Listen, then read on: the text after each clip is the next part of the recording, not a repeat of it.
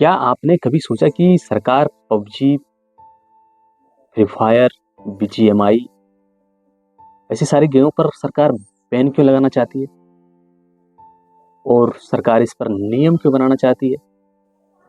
Online gaming industry अब तक सिर्फ यह एक गेमिंग प्लेटफॉर्म नहीं है, बल्कि एक मल्टी बिलियन डॉलर का एक इंडस्ट्री बन चुका है। लेकिन इसके साथ ही ये लत, ठगी, छोटे छोटे बच्चों पर मानसिक स्थिति पर कुछ असर डाल रही है, जिसको लेकर सरकार इस पर एक नया बिल ला रही है, जिसका नाम है गेमिंग रेगुलेशन बिल 2025। आज हम इसी को समझेंगे। भारत में गेमिंग का क्रेज पिछले 5-6 सालों में बहुत ही तेजी स्तर से बढ़ा है। रिपोर्ट के अनुसार साल 2025 तक ये इंडिया की गेमिंग इंडस्ट्री लगभग $8 बिलियन से भी ज़्यादा की हो जाएगी। लेकिन यही बड़ी प्रॉब्लम ये है कि इंडिया में इसके लिए कोई भी नियम या सरकार की तरफ से कोई भी लॉ नहीं लाया गया है। हर राज्य अपने हिसाब से नियम ला रही है और इनसे हो क्या रहा है, इनसे कंफ्यूजन हो रहा है कौन सा नियम इलीगल है और कौन सा लीगल है। चलिए, जो अब ये केंद्र सरकार बिल ला रही है गेमिंग पर, गेमिंग रेगुलेशन बिल, ये क्या है इसको हम अच्छी तरह से समझते हैं। सरकार ने जो ऑनलाइन गेमिंग रेगुलेशन बिल्स लाने की तैयारी की है, उनके 3 मुख्य पॉइंट हैं। पहला क्या था? इसमें पहला है लाइसेंस सिस्टम, यानी कोई भी गेमिंग कंपनी जो इंडिया में गेम चलाना चाहती है उसे सरकार से एक लाइसेंस लेना होगा।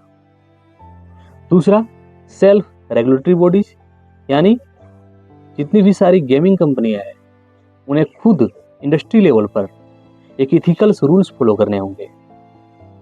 तीसरा है बैन ऑन गैम्बलिंग गेम्स, यानी वो सारे गेम्स जिनमें एक रियल मनी का गैम्बलिंग धंधा है, जो बैटिंग बाजी करते हैं, यानी जो जुआबाजी का खेल है, जैसे हो गया आपका ड्रीम 11 हो गया, MPL होंगे, इन सारे जैसे ऐप्स, उन पर बैन या स्ट्रिक्ट कंट्रोल होगा। यानी गेम्स और जुआ दोनों को एक अलग अलग कैटेगरी में रखा जाएगा। अब इनसे फायदे क्या हैं? जो ये बिल आ रहा है, अब इनसे फायदे क्या हैं? कि बच्चों को गेमिंग एडिक्शन से बचाने में मदद मिलेगी। कंपनियों को एक क्लियर रूल्स मिलेंगे, जिससे वो फॉरेन इन्वेस्टमेंट भी बाहर से आएगी। इलीगल गैम्बलिंग एप्स और ऑनलाइन फ्रॉड्स पर रोक लगेगा। जो बिल आ रहा है, इस पर कुछ कंट्रोवर्सीज भी हो रहे हैं और क्रिटिसिज्म भी हो रहे हैं इनके, लेकिन हर चीज के 2 पहलू होते हैं, आप सभी जानते हैं, तो ये तो होना ही था। गेमिंग कंपनी कहती है कि ज्यादा रेगुलेशन से इनोवेशन रुक जाएगी।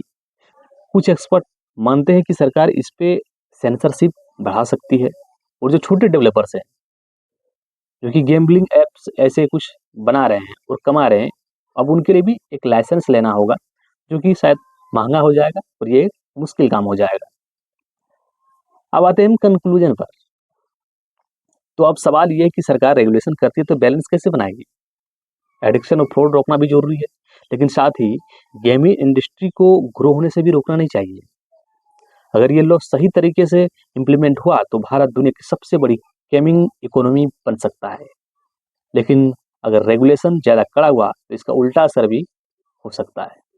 आपको क्या लगता है, गेमिंग रेगुलेशन बिल जरूरी है या ये सिर्फ गेमिंग और फ्रीडम को रोक देगा?